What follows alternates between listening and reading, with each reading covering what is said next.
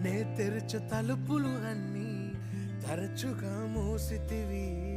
కోపించి పగనుంచిన నవ్వుతూ చూసితివి. నే తలచు మార్గములన్నీ తరచుగా మూసితివి. కన్నీళ్లతో దుఃఖించిన కౌగిలిలో దాచితివి. మూయుటకు కారణం నీ మూర్ఖునికి తెలిసినదే. అడిగిన దానికంటే అధికమే పొంది తినే. మూయుటకు కారణం ఇప్పుడే తెలిసినదే.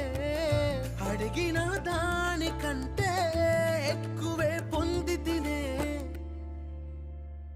నా చిన్న చిన్న ఆశలన్నీ ఎరిగి